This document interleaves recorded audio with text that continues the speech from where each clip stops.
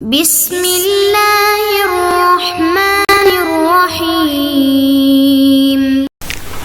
نحمده ونصلي على رسوله الكريم اما بعد بسم اللہ الرحمن الرحیم. عزیز طلبہ، آج ہم ہدایت النحو سبق نمبر 102 پڑھیں گے. اس سبق میں ہم افعال المدح والذم سے متعلق پڑھیں گے. قسم میں ہم افعال مد اور ذم سے متعلق پڑھتے ہیں. تو عزیز طلبہ، ہم آتے ہیں کتاب کی طرف. سب سے پہلے ہم عبارت پڑھتے ہیں. فصل افعال المدح والذم ما وضع لانشاء مدح او ذم. اما المدح فله فعلان نعم وفاعله اسم معرف باللام نحو نعم الرجل زيد او مضاف الى المعرف باللام نحو نعم غلام الرجل زيد.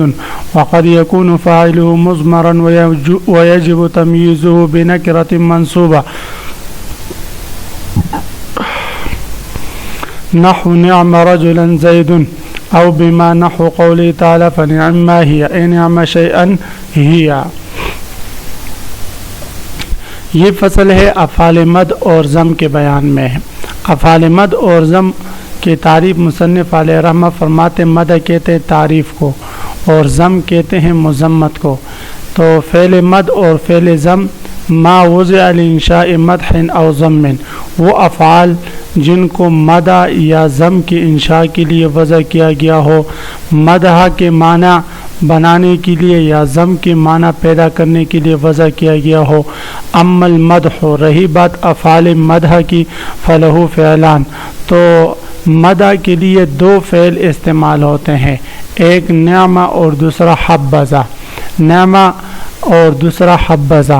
نعمہ کا استعمال یہ ہے کہ کبھی اس کا فاعل معرف باللام ہوگا جیسے نعم الرجل، کبھی اس کا فاعل مضاف الی، کبھی اس کا فاعل مضاف الی المعرف باللام ہوگا جیسے نعم غلام الرجل، اور کبھی اس کا فاعل اس میں ضمیر مستتر ہوگی اور اس کے بعد اس کی تمیز لفظوں میں ظاہر ہوگی. تو یہ ان تین طریقوں سے فعل مدح نعمہ کا استعمال ہوتا ہے. تو مصنف علیہ رحمہ فرماتے اما المدح، رہی بات فعل مدح کی، فلہ فعلان، تو مدح کے لیے دو فعل استعمال ہوتے ہیں. نعمہ، ان میں سے پہلا نعمہ ہے، وفاعلہ اسم معرف باللام. نعمہ کا فاعل کبھی اسم ہوگا، ایسا اسم معرف باللام جو معرف باللام ہو جیسے نعم الرجل زید، نعم الرجل زید. تو اس کی ترکیب ہم کرتے ہیں عزیز طلبہ. یہ ترکیب بڑی اہم ہے، آپ حضرات نے غور سے سننی ہے اور یاد بھی رکھنا ہے. نعم الرجل زید، سب سے پہلے اجتماعی ترکیب اس کی ہوگی لفظ موضوع مرکب مرکب مفید جملہ انشائیہ مدحیہ. پھر نعمہ صیغہ واحد مذکر غائب فعل از افعال مدح رافع معرف باللام. الرجل مفرد منصرف صحیح مرفوع بضمہ لفظاً، مرفوع بضمہ لفظاً. فعل اپنے فاعل سے مل کر یہ جملہ انشائیہ ہو کر خبر مقدم ہے زید مبتدا کے لیے. پھر زید مفرد منصرف صحیح مخصوص بالمدح مبتدا مؤخر مرفوع بضمہ لفظاً. یہ اس کی ایک ترکیب ہوگی.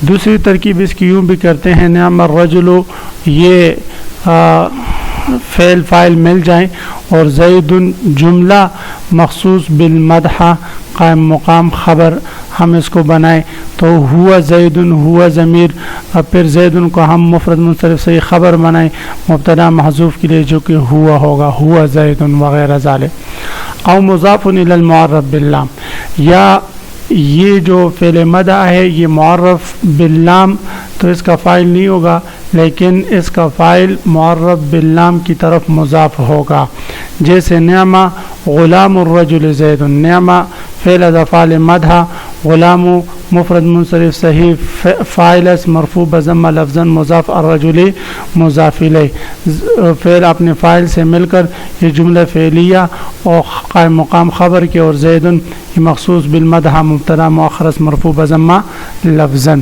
یہ اس کی ترکیب ہو گئی. تو یہاں پر نعمہ کا جو فاعل ہے وہ معرب باللام نہیں ہے لیکن معرب باللام کی طرف مضاف ہے. وقد یکون فاعلہ مضمرا، اور کبھی کبھی فعل مدح نعمہ کا فاعل اسم ضمیر ہوگا.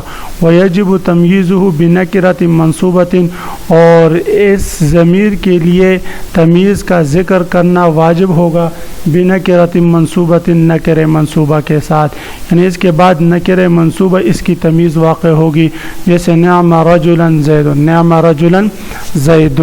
تو اب یہاں پر نعمہ یہ فعل از افعال مدح ہے، ضمیر اس کے اندر فاعل ہے، پھر وہ ضمیر مبہم ممیز ناصب التمیز رجلا، اس سے تمیز واقع ہے، اور فعل اپنے فاعل سے، یہ اس میں ممیز اپنے تمیز سے مل کر فاعل ہوا نعمہ کے لیے، فعل اپنے فاعل سے مل کر یہ قائم مقام خبر کے ہیں. زید مخصوص بالمدح مبتدا مؤخر ہے. او بما، اور کبھی کبھی یہ جو تمیز ہے نکر منصوبہ کے ساتھ ہوگی، او بما، اور کبھی یہ تمیز ما کے ساتھ ہوگی، یعنی حرف ما تمیز کی جگہ پر واقع ہوگی، جیسے اللہ تعالیٰ کے اس قول میں فنعم ما ہی، فنعم ما ہی، تو اصل میں تھا ای نعم شیئا ہی.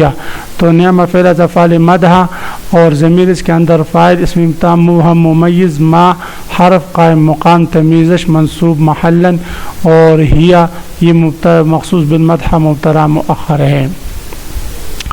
وزید یسمى المخصوص بالمدح، اور یہ جو اوپر نعم الرجل زید آخر میں ذکر ہوا، تو زید کو نام دیا جاتا ہے مخصوص بالمدح کی، یعنی مدح زید ہی کی جا رہی ہے، تو اس لیے اس کو مخصوص بالمدح کہا جاتا ہے کہ زید یہ مدح کے ساتھ مخصوص ہے.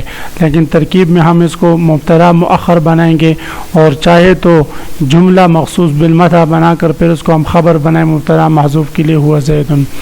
وحبذا، فعل مدح دو ہیں، ایک ہے نعمہ اور دوسرا ہے حبذا. جیسے حبذا زید، فحب فعل المدح، حبذا میں جو حب ہے یہ فعل مدح ہے، وفاعلہ ذا، اور ذا اس کے لیے فاعل ہے. یہ جو فعل مدح ہے حبذا، اس کا فاعل ہمیشہ ذا اسم اشارہ ہوگا اور حب اس میں فعل ہوگا. والمخصوص بالمدح زید، اس کے بعد جو زید ہے یہ مخصوص بالمدح ہے. اس کی ترکیب ہم کریں گے، حبہ فعل از افعال مدح، ذا اسم اشارہ قریب برائے واحد مذکر فاعلش مرفوع محلا، اور زید فعل اپنے فاعل سے مل کر یہ قائم مقام خبر کے زید مخصوص بالمدح مبتدا مؤخر مرفوع بضمہ لفظا.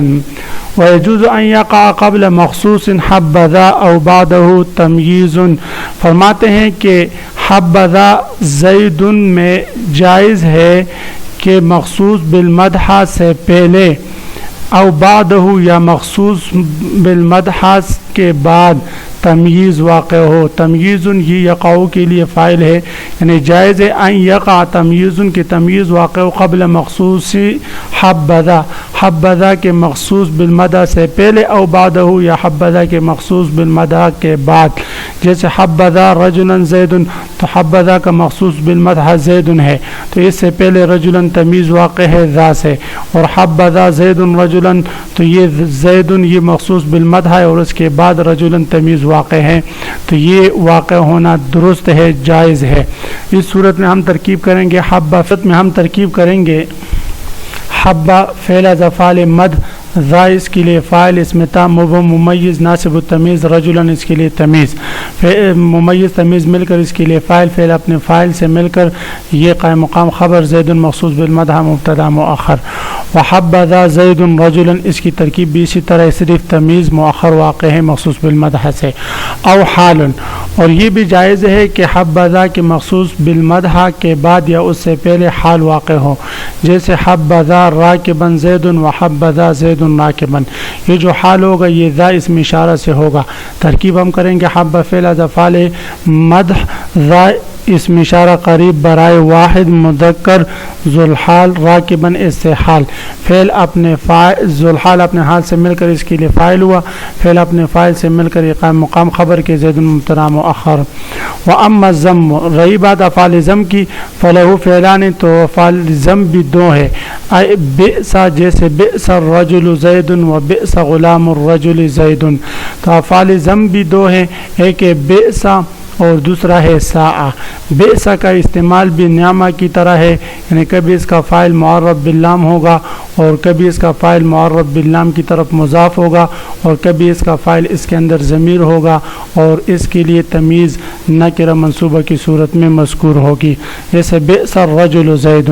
اس کی ترکیب بھی اسی طرح ہے، لیکن یہاں پر زید میں ہم نے صرف یوں کہنا ہے کہ مخصوص بالضم مبتدا مؤخر اسم مرفوع بضم لفظا۔ وبئس غلام الرجل زید وبئس رجلا زید، یہ مثال ہے اس بئس کی کہ جس کا فاعل اس کے اندر ضمیر ہے اور رجلا اس سے تمیز واقع ہے اور زید یہ مخصوص بالضم مبتدا مؤخر ہے۔ وساء، اور فعل ضم میں اس کی دوسری قسم ساء ہے، جیسے ساء الرجل زید وساء غلام الرجل زید وساء رجلا زید۔ وساء مثل بئس فی سائر الاقسام، ساء بھی بئس ہی کی طرح ہے۔ افعال مدح کے دو فعلوں کا استعمال الگ الگ تھا، نعمہ کا استعمال الگ تھا اور حبذا کا استعمال الگ تھا، اس کا فاعل ذا اس میں اشارہ تھا، جبکہ نعمہ کا فاعل کبھی معرف باللام کبھی معرف باللام کی طرف مضاف اور کبھی ضمیر، جبکہ افعال ضم کا استعمال چاہے وہ بئس ہو یا ساء ہو، ان کے استعمال اسی طریقے سے ہوگا، کبھی ان کا فاعل معرف باللام ہوگا جیسے بئس الرجل زید میں، کبھی معرف باللام کی طرف مضاف ہوگا جیسے بئس غلام الرجل زید میں، اور کبھی اس کے اندر ضمیر ہوگی جیسے بئس رجلا زید۔ وساء نحو ساء الرجل زید وساء غلام الرجل زید وساء رجلا زید۔ وساء مثل بئس فی سائر الاقسام، ساء تمام اقسام میں بئس کی طرح ہے، یعنی ساء اور بئس میں کے استعمال کے اعتبار سے کوئی فرق نہیں۔ تو عزیز طلبہ، آج کے سبق میں ہم نے افعال مد اور ضم سے متعلق پڑھا۔ افعال مد اور ضم وہ افعال جس کو مد یا ضم کی انشاء کے لیے وضع کیا گیا ہو، اور تو ہم نے پڑھا کہ مد کے لیے دو افعال ہے، نعمہ اور حبذا، اور ضم کے لیے بھی دو افعال ہے، بئس اور ساء۔ نعمہ کا استعمال یہ ہے کہ اس کا فاعل کبھی معرف باللام ہوگا اور کبھی معرف باللام کی طرف مضاف ہوگا اور کبھی اس کے اندر ضمیر ہوگی، جبکہ حبذا کا فاعل ہمیشہ ذا اس میں اشارہ ہوگا اور بئس اور ساء کا استعمال بھی نعمہ کی طرح ہے۔ عزیز طلبہ، کل آپ حضرات نے افعال مد اور ضم سے متعلق خوب سبق کی تیاری کر کے اگلے سبق میں حاضر ہونا ہے۔ وآخر دعوانا ان الحمد للہ رب العالمین۔